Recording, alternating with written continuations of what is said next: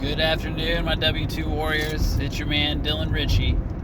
I figured I should backtrack and probably start this YouTube channel with an introduction and kind of explain who I am, what I'm doing, and what I'm trying to accomplish by documenting it and sharing it with you through this YouTube channel.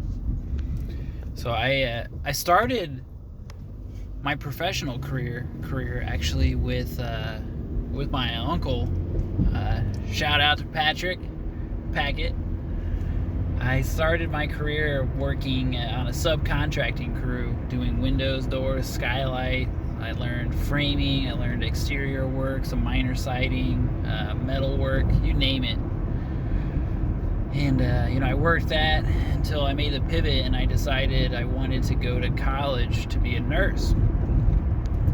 And truthfully, on a whim, I decided to be a nurse. I did a quick little Google search and I decided to search where in the United States, as a male, am I the minority? And the only thing that came back on that Google search was nursing.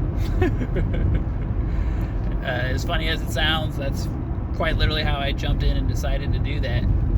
So I got my bachelor's, I quit working in construction, and I got my bachelor's, and I started working as a floor nurse, and then I got the itch to, go the leadership avenue. So I went back, and I got my master's in nursing, but I took a specialization in healthcare administration and management. And shortly after graduating with my master's, I really focused on the leadership avenues and took the time to really learn,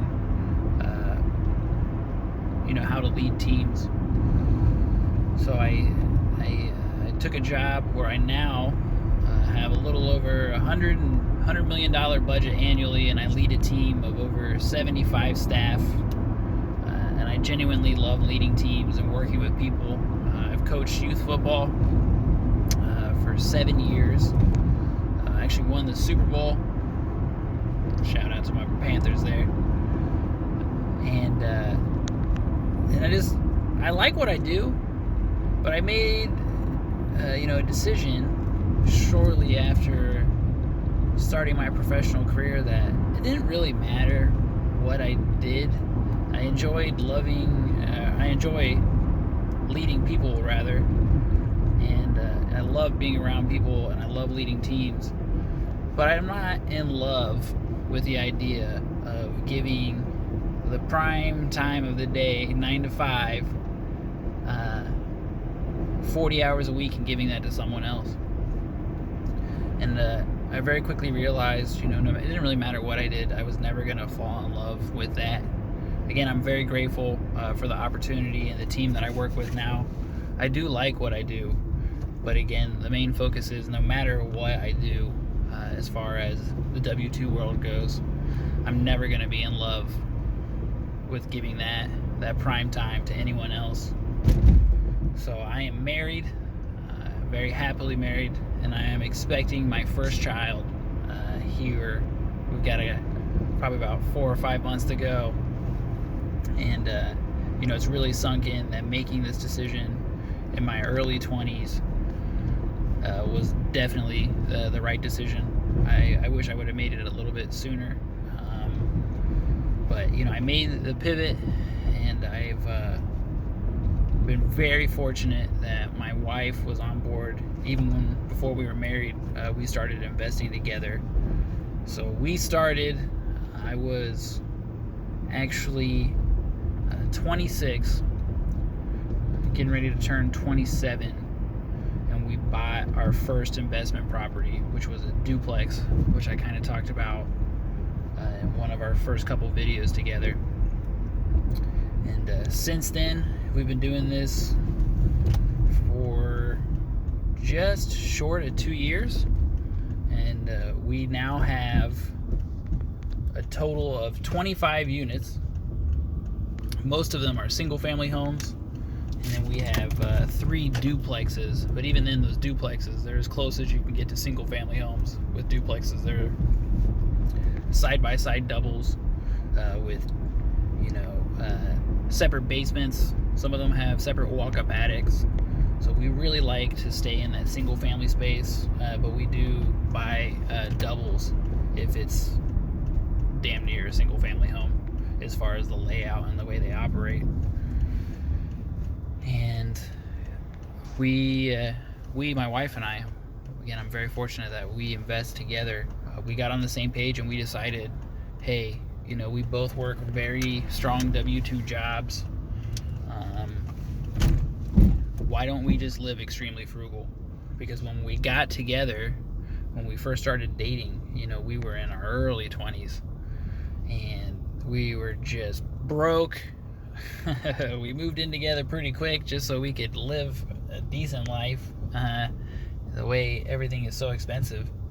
And we were like, why not maybe upgrade our costs, or I guess the cost of life? Why don't we do a little bit better without overdoing it?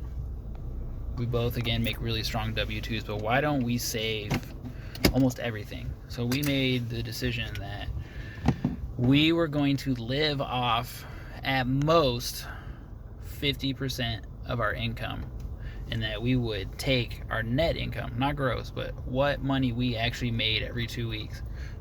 Didn't matter. We would take 50% of that and we would set it aside so that we could start buying houses. And it has been absolutely a blast. It has been a lot of fun. Don't get me wrong, there's been some gotchas, as I like to call them. We've had to replace the unexpected roof. We've bought a house where you open up the wall and termites had eaten it away and you can't believe it was ever even standing when we bought it. There's been a lot of crazy things like that, but truly making this pivot and becoming professional real estate investors while working a full-time job has been absolutely fun, and is absolutely doable. In 2021, you can do anything and everything from your cell phone, including managing a rental portfolio. So while working a full-time job, we are both able to, before and after work, conduct almost anything we need to do, while also being very high-performing W-2 employees. And eventually we'll be to a point where if and when we decide that we don't want to go to work anymore, we don't have to. So again, I wanted to do a little bit of introduction and I decided that sharing the why of why I'm trying to make on this channel, I really want to show others that while it can be intimidating when you're first starting, it's absolutely possible to do this. You can absolutely invest while working a full-time job. You just have to do the small things like live frugally and get that ball rolling at first. But once the snowball starts rolling, before you know it, you have this avalanche of momentum. And I really hope I can help you get on that continuum and get you set up for financial freedom and ultimately become a millionaire. All right, guys, more for you next week.